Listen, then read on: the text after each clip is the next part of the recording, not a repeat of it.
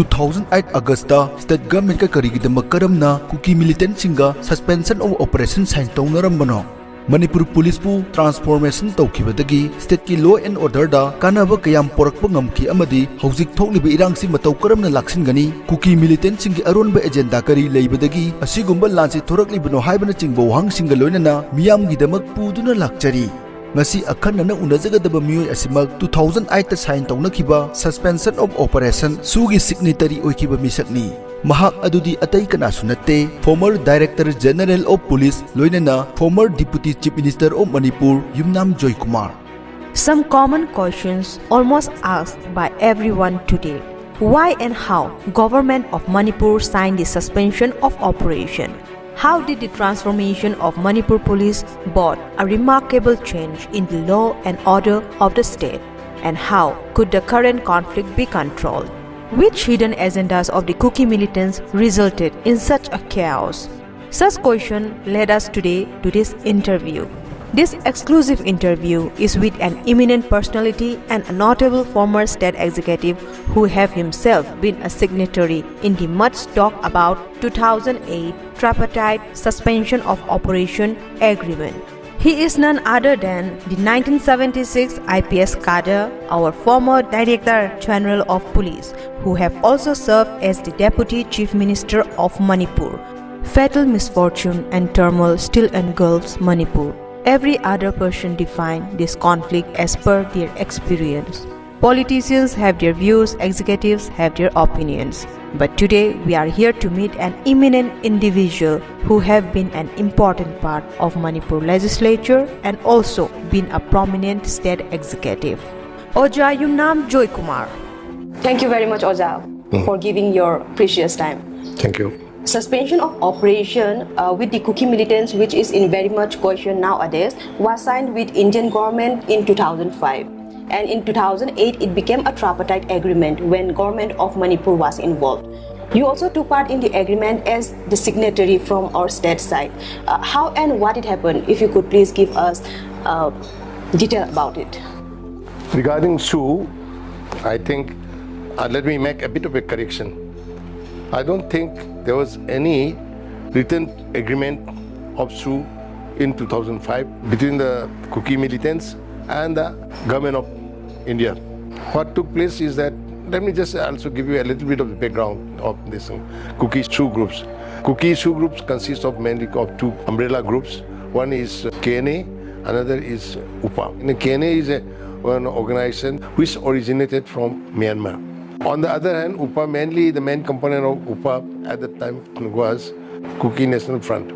Both these are, particularly this came about as a result of the Kuki-Naga conflict of 1990s. Because in that conflict, Kukis were badly hammered or badly lots of arson, murder, etc. at the hands of the NSA and IM. So as a counter to protect the Kuki populace, these two organizations took place. Then thereafter, there were a number of split in the original this thing. So a number of groups also came about, but particularly they formed two these things. Now these were also, being the militant groups, did trouble the state government. Operation of the state force against the militants in Manipur, Nagas, be it Kukis or be it the Belly insurgents, began from the 2000. As a result, before that, Manipur police was not that well organized.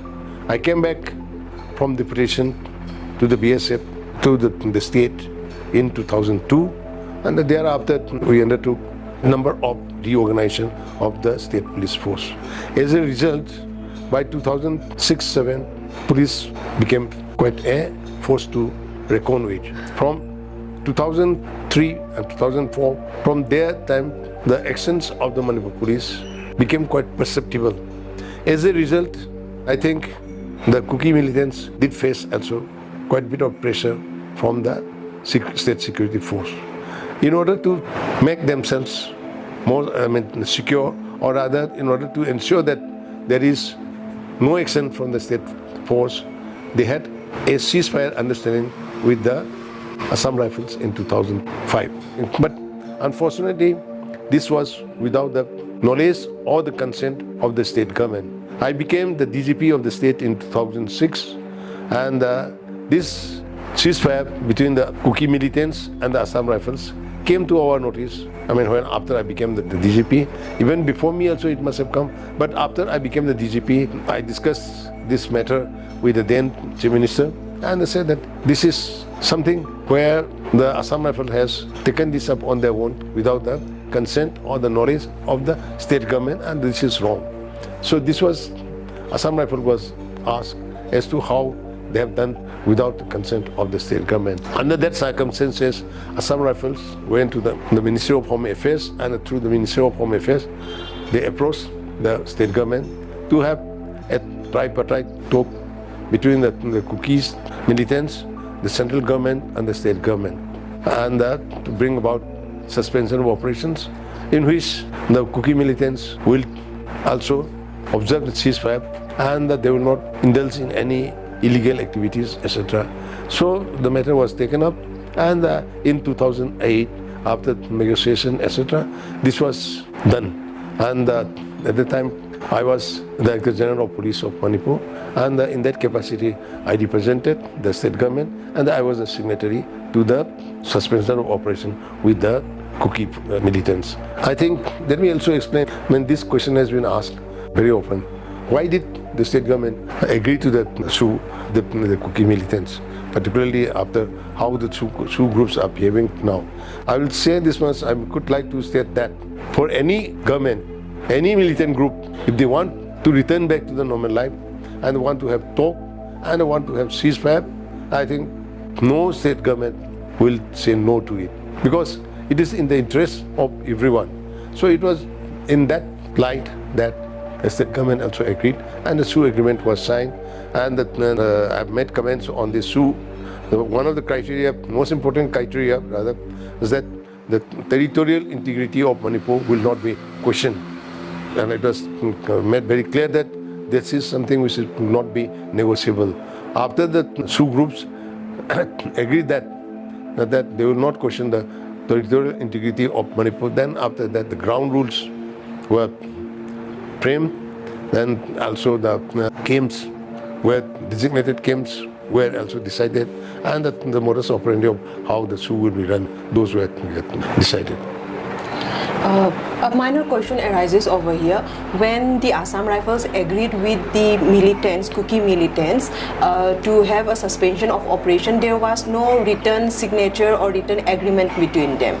So at that time, were they stationed in Manipur before that, or their stationing in Manipur came only after the tripartite agreement? No, it must be, everyone must understand that Assam Rifle, they said that the sentinels of the Northeast, they have been stationed in Manipur since for a long time. They were there even during the time of the Kuki-Naga conflict, and even before then. Since its inception as a force, Assam Rifle have been deployed in different parts of the Northeast, including Manipur. So it is not that they were deployed only after the SoO agreement. They were very much there before the SoO agreement. I'm asking about the Kuki militants. Were they stationed before the tripartite agreement also? Were they stationed in Manipur? Like, were they given a place to stay by the Assam Rifles before that in Manipur? No. They might have been some sort of understanding where they can operate without any pressure from the Assam Rifle. But there was no recognized or identified SoO teams where the Kuki militants will be operating. But of course, main area of operation has been the state of Manipur. Or some of the people may say that among the groups now today they say, I think, I don't know, I'm not very clear whether ISPC is a part of the SoO groups, maybe not be, but if it is part of the SoO group, ISPC had been operating in the state of Mizoram also. In fact, their main area of operation is in Mizoram. Today, ISPC-D is also being mentioned in the SoO groups, in the groups of the Kukis, which is fighting against the state force. Under your leadership, Manipur State Force witnessed a huge transformation. But today, the accountability of the same state force is questioned. What reason do you think underlies? I'm not very certain about the accountability of the state force being questioned, but it is this thing. Manipur police does not have a tradition of its own. Because unlike other state force of the big states, take for Punjab or Madhya Pradesh, Maharashtra, and any other these things, it does not have a very long history. And in fact, when I joined as an Indian Police Service officer in 1979, after my training, etc., I found that there is no written manual under which the state government would function. We were functioning under the Assam Police Manual. A number of efforts were made to have the Manipur Police Manual written. So far, even till now, the manual has not been written. We have borrowed it from the Assam Police Manual, and we are functioning under that. And the Manipur Police, I'll say that before 2000, 2004-05, before then, police was not being able to was not able to handle the situation that was there in Manipur. Manipur, as you know, have had the history of this insurgency for a long period. Manipur was affected by the Naga insurgency, which was started from the 1950s. So that affected hill districts of Manipur inhabited by the Nagas. Then when the Mizo problem started under the MNF, that also affected certain districts of Manipur like Churasampo, Kampopi, etc. Now, it was difficult for the state force to handle these because basically we did not have a very organized armed police force or a police force which was well trained to handle insurgency. It was the same. And the things became much worse when the Valley insurgency started with about the same time I joined the police force. That was 1979 and 79 onwards.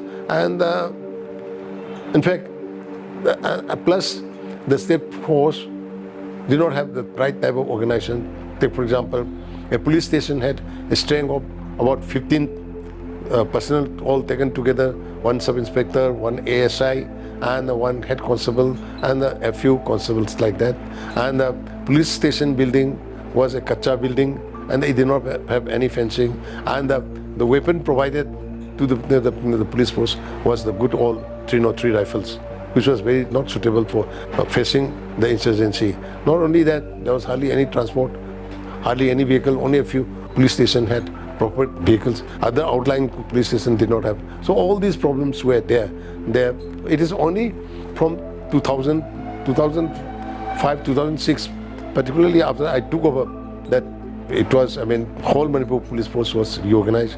We made it, strength of a police station was increased to approximately about 60 odd personnel, and having composition of headed by an inspector, then a number of sub-inspector, ASIs, etc. And the police stations would have at least 2 vehicles, if not more.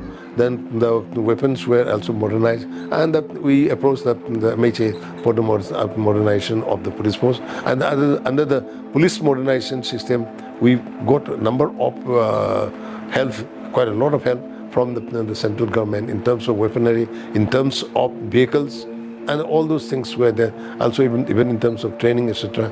And it was by about 2006 to 2007 that Manipur Police was fully prepared or fully trained to face the then prevailing situation of militancy or insurgency, whatever you may call. And we were very successful. In fact, we were able to operate with all the central paramilitary forces. The advantage of a state force in facing insurgency or militancy, any state, is that that's the force which knows the people, the Binga Franca, the language, then the terrain. These are other things. Other security forces coming, paramilitary forces, etc. Mostly they come for a fixed period, tenure of about 2 years or 3 years at the most. That's normally the rule. And it takes about almost 1 year to try to understand the people, to try to understand what is going on, the ground reality, the terrain, etc. And by the time they come to grips, they are already in their tenure and they are about to go. So that way it is, the central forces have lots of difficulties. Even today also, we are having a large number of forces coming from the central government, having sent about 40,000 and all this. And they are handicapped by the fact that they will have the limitations of not knowing the local language, basically the Manipuri is not Hindi or is not. If people can communicate both in Hindi and in English, that is there. But when people talk among themselves in Manipuri or for that matter in the Kuki dialects, the security force personals are at a disadvantage, they would not be knowing. So these problems are there. So all those things were there, and the Manipur police became quite a force to reckon with. Yes, today that force has gone, as its effectiveness is being questioned. I think it's a question of the leadership. It's a question of how they are being handled. I think they have got the basic structure and the basic motive, and I retired in 2013, and today it's a matter of only 10 years. Whatever I have trained, I mean, under my leadership, the training given, the personnel who have been trained under that sort of motto and all these things, they are still serving. So it's a question of just only handling them properly and giving them motivation and the right type of treatment. That they will be maybe the same old force. But it's not being handled properly, that's why the problem is there. Whenever there is a conflict, truth is the first casualty. Everyone is claiming losses in some form or other because of the ongoing conflict. Who do you think is the most benefited? The cookies, probably, they have been able to highlight their side of the story much better because most of them have been educated by the Christian missionary. So that way they have a better skill of communication, etc. Because of by virtue of their being ST, they have got into services and they are serving at many places. And that because of that they have been able to present their side of the story better than the Meiteis. So to that extent, the cookies got the, have been hard and have been better noticed or better. I won't say benefit, but that is there. But that on the other hand is also, is probably because of this conflict, people have all over the state, all over the country, people have come to realize that the Meitei are there who looks like any other tribes from the northeast, but they are normally the tribes from the northeast are Christians, but Meiteis are non-Christians and they are also non-tribe. And so this status, like for example, let me tell you that when I joined the service, people were surprised that I was there as a general candidate. They did not know that Meiteis are general candidates, and because I was quite high in the Indian police service. I was, I think, if I remember correctly, I was 5th officer or so in the UPSC list, and everyone asked me why I was there, why I was not in the IS or in the Indian Foreign Service. I had to tell them that Meiteis are non-STs, that's why the thing. Now, that way, and another thing is, lots of people in the country did not know much about Manipur. But with this conflict, I think everyone is talking about Manipur. And everyone is talking about the conflict. But then, of course, as I said, cookies got better benefit because cookies' side have been hurt more, and most of the people seem to have the impression that Meiteis are the bad guys. They are the culprits. They have burned down churches and have committed so many things and all these things, like this the infamous video, etc. That is there. But so that way, cookies got a better presentation or better.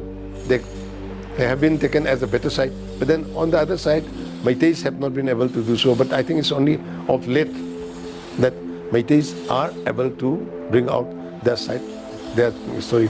One benefit from this conflict for the Meiteis is that Meiteis are, by and large, they are a democratic society. Meiteis society is, and being a democratic society, and where democratic society, where I think rights are better recognized. In any democratic setup, that is the most important thing.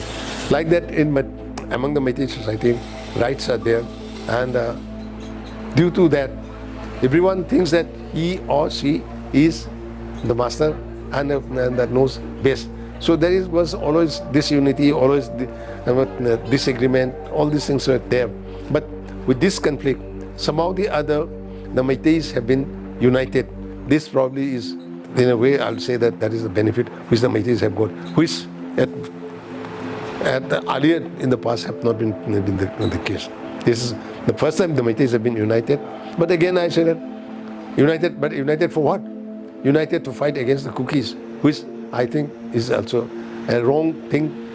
But the unity has been there, so that's probably maybe one good thing for the Meiteis, or one benefit for the Meiteis out of this conflict. Oza, what do you think is the real genesis of this ongoing conflict? Everyone has said, all the media, the demand, ST demand is the main genesis of this conflict. That is a perception that was given to the whole public. But I think that is correct. The demand of ST, against which the solidarity march took place on the 3rd of May. Now, it was in the reaction from the cookies and the other tribal society in the state was against the order of the High Court, where the High Court has asked the state government to send a recommendation of ST to the central government within a specific period. Now, this seems to have been interpreted that the High Court has given status of ST to the Meiteis, and the High Court is asking to send the same thing to the central government. Now, this is not the case. No High Court, I think the Supreme Court has made it very clear that the High Court, the judiciary cannot decide on that. It will be the executive and mainly the central government which will decide whether the Meiteis can be given the status of ST. I'm sure that the Kuki society, with their educational background, educational percentage of education and all this thing, they must have also known very well that whatever the High Court was passing will not be binding on the state government or on the central government. So this was just only a facade behind which this movement was listened. The main issues have been, as has also been stated by the state government, is the issue of OP cultivation, the issue of encroachment on the reserve forest, and the issue of influx of foreign militants or foreigner, this Kuki people from across Myanmar. These are the main issues. And prior to this period, earlier in the past, there was not much of a growth of this cultivation of poppy and encroachment on the reserve forest. This has been there, this has been going on, this is becoming more and more, and it was becoming a problem for the state government and particularly for the whole of the state, because it is affecting the environment and the change of climate, etc., which has been taking place.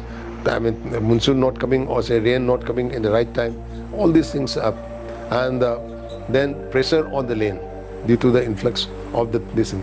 These are becoming real threats to the people inhabiting the state, and this has been felt more so by the Beli people, the Meiteis. So, the state government had also taken up a very strong stand against this. I think these are the main issues, the genesis of this conflict. Oza, you are part of Manipur legislature. You had been also a prominent executive. It's been 100 days into the conflict, and still the turmoil the mayhem is still continuing. What do you think will be the best and quickest solution, and how could that be attained? See, any conflict situation, if the conflict has to be controlled, there has to be a strong will to deal with the situation. There should be a strong political will, strong administrative and executive action to control the situation. I think I have been observing that this has been lacking in the present context. If with so much force, as I said, I would rather like to point out that in the past there have been conflicts. Kuki-Naga conflict of the 1990s, then Pangal and the Meitei of 1993, and then again Kuki-Meitei conflict of 2006, which took place due to the killing of 4 Meitei laborers at More by the KNA, and then the standoff between the Meiteis and the Nagas in 2009, when Muiba was given permission to enter Manipur and travel to his home village. In those things, the situation was dealt with at that time with strong action, with no hesitation. Then there was strong political will to deal with the family and see that those are controlled. Now, in the present context, I think strong action, executive action, seems to be lacking. In those conflicts, the state government, the state force, on its own was able to control those. And I don't see any reason why. In fact, I'll say this was that on the 3rd of May, when the Solidarity March took place, and the conflict started with the burning down and the assault and the molestation of Meitei women, etc. Now, prior to that, there had been an incident in which one gym was burned down. A gym which was to be inaugurated by the Honorable Chief Minister was burned down. So there was indication that there's going to be something, that some troubles are going to be there. So it should have been for the district administration, for both the district magistrate and the SP, to ensure that the permission for the rally was not given.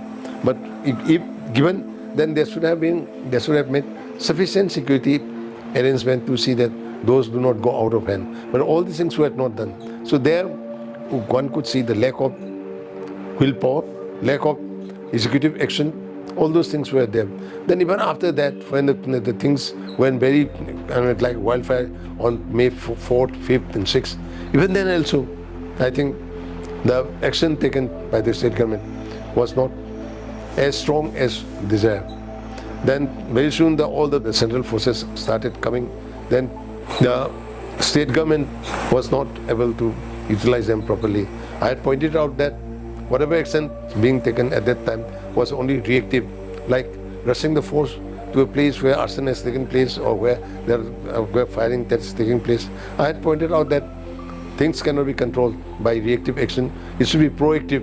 One should be able to guess about where the troubles are going to brew up, and the security forces be sent there to control the situation beforehand. So those were the things which were, even now in the present context, as I said, there is need to decide what is required to be done with a strong willpower, a strong political will, and a determined executive action. For this, the state government has to make a proper plan of how to deal with the situation, get all the information regarding the troubled spots, where the Kuki militants are there, where the Meitei, these things, so-called volunteers are stationed, and the firing against each other. And those troubled spots, it's a question of sending the security force. Even if one does not want to utilize the state force, the central paramilitary forces be sent there and see that both sides are taken care of. Don't allow the bunkers to be constructed. Take out the bunkers of the Kukis, take out the bunkers of the Meitei, and the area be controlled by the central forces. And that, if possible, be it a joint force of central force as well as the state force. The state force, I say why, because they will be able to communicate with the people and explain why such an action was being taken, and that it was in the interest of both the communities, and to ensure that peace is restored, normalcy comes back, that those actions are being taken. Now these are the things which need to be done. I'm yet to see, only of late, I think, when some of the reports were that the joint action of the Assam Rifles, I show in the Assam Rifles and the Manipur Police are going on operation to retrieve the weapons that have been stolen away, that have been looted away. Those things are there. That to a certain extent is a step on the right side, but there is need to do it on a larger scale, and I say that it will be better if the state government puts other security forces other than Assam Rifle, because Assam Rifle is being looked upon with suspicion by the Meitei. So it is better to avoid Assam Rifle. There are enough force of the CRPF or BSF or other paramilitary forces, even the army are also there. The state government should try to utilize them along with the civil police of the Manipur Police, and see that such actions are taken. Only then I think the situation can be controlled. I don't think it is such that the situation is such that which cannot be retrieved. It can be retrieved, but then, as I said, there is need to make a proper plan, to collect all the relevant informations about the militants, about the reactive force, etc., and then take action. Only then I think things can be controlled. Also, on 3rd of May itself, a gun house in Churachandpur was looted by the miscreants, followed by the loot of banks in that area. And again in Valley area also, there were news where State Armory was looted of 4,000 and more weapons. How do you look into the matter if the guns are being used by the civilians who do not have the knowledge, first the knowledge of how much damage that could do, and second thing on which to use it. So how do you look into that thing, that matter? No, I look at it with lots of seriousness. I would say that looting of armories from the battalions or from the police station is not only in the valley, it is also in the hill. That armory has been looted. It's both by the Meiteis as well as by the Kukis. Now, by no means this can be allowed. It's unfortunate that this has been allowed and that lots of weapons have gone into the hands of civilians. That also might have gone to the wrong hands. And so far only about 1,500 have been recovered, which means that major chunk of the arms looted are still floating around. Now this is going to create lots of problem for the state. It may now already there are information that armed people are going around extorting money in the name of fighting for one group or the other. Now these are the things which even the cookies for every vehicle which is coming flying on in their area, the taxes are being collected at the rate of rupees 10,000 etc. for help for the SoO group. Like that among the Meiteis also, even every household seems to be contributing. Now this is not a good thing. My observation would be that this is a job which is to be done by the state government. The state government is there to provide peace, security, protection of the properties, lives, etc. Now, a job which is to be done, why should it be left to the militants? Why should it be left to the civilians? Civilians on the side of the Meiteis and the militants on the side of the Kukis. It should be the state force which should be interested with this thing. So now, if the state force sucks away this thing, this responsibility, then there will be total lawlessness. No one will be able to live in peace. It will be back again pre-2000 when the people could not even go out at night, and also those days are likely to come back, and the state government will have to think very seriously, and even the central government will have to step in and take strong action to see that these weapons are recovered, and those who are taking the law into their hands and thinking that they are fighting for the cause of their people, I think this should be prevented. Instead, state force, including the central forces, should be used for bringing about the normalcy and the peace. That action needs to be done.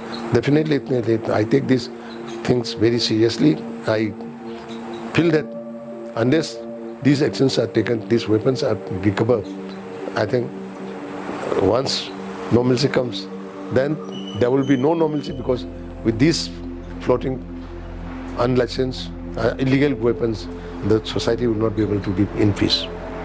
And how positive are you that that could be recovered? I think if the people cooperate, I mean, this is something which can be done. It is a question of the state government. I mean, I think people will be very much with the state government, because both from the Kukis as well as the Meiteis also, both sides want peace. So to that extent, they will be, and if people, things were burning in Manipur for a long time. I came and I became the DGP, and people had some hopes, and lots of people gave us information about, I mean, where the illegal activities are taking place and all this. So I'm sure that people will cooperate, people will listen, and the things can be done. I'm very hopeful. So the state government and the executives have to convince the people that the security could be given to them only when the arms are recovered. Yeah, that has to be, no.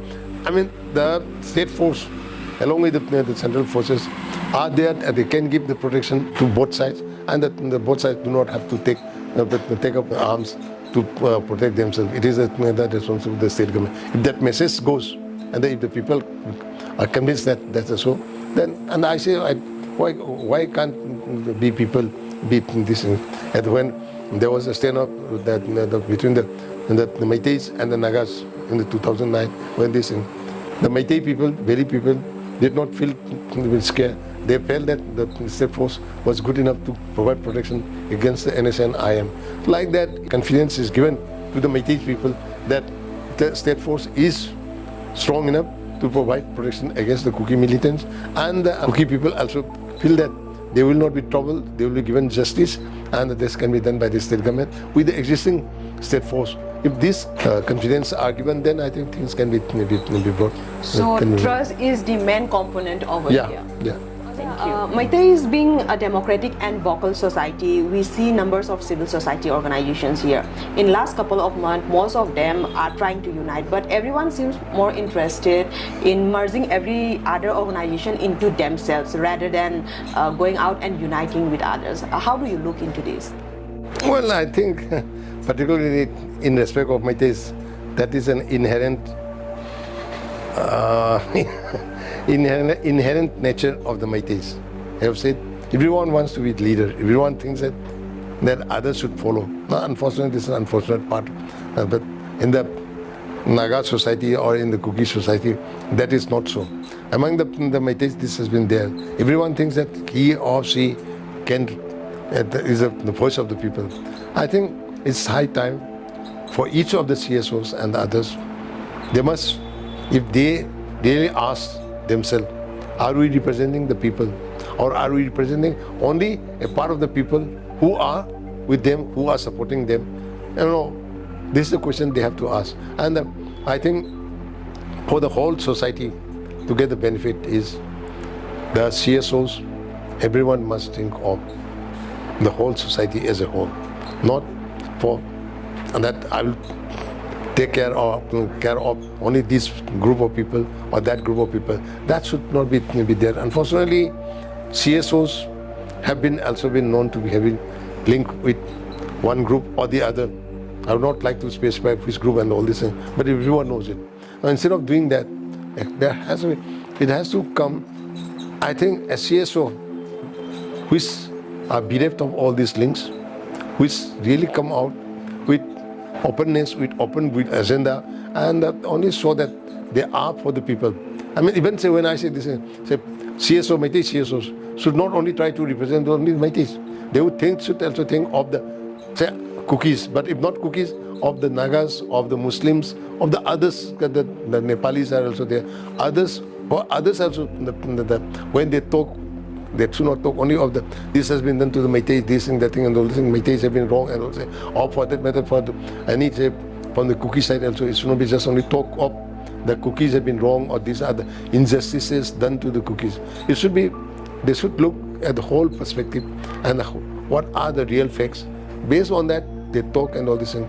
Then those such CSOs would be in a position to bring about normalcy and peace in the state, and that they would be heard by all concerned, not only merely Meiteis and the Kukis, but by the Nagas, by the Muslims, by the Nepalis, by the other small tribes which are neither the Kukis nor the Nagas nor the Meiteis. So that's how I look at it. Unfortunately, this thing is not there. As you have mentioned, all the CSOs, I've heard that the CSOs, when they make the attempt, they say, oh, why should we go and this and mess with them? Let them come and talk to us. Now, that should not be the way. It should be, if that is that, I think I would rather suggest that there be an independent platform where all of them come, all of them discuss openly and what they want and all this. But then again, I'm not very certain whether that would create it end into total chaos and a total this thing with lots of each other accusing each other and all this, and that may also be there. But then come all together and talk together. That will be the one step, first step that needs to be taken up. Any message, advice, or suggestion to the viewers? No, I don't think I can give any advice or any this thing. Only thing that message that I would like to my viewers, those who are listening to this, my request is that today Manipur is facing a very serious problem, and this is the first time that society is getting torn apart.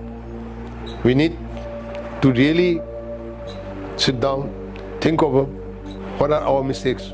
Let's first look at what are our mistakes. How can we correct it? When I'm saying this, I'm saying my request is to both the Meiteis and the Kukis and the others also that let's first think contemplate of what are the mistakes that we have committed. Let's try to correct those and think of the whole state and try to contribute to bringing normalcy and cooperate with the state government and the state administrative directives and actions and see that the state gets back to normalcy.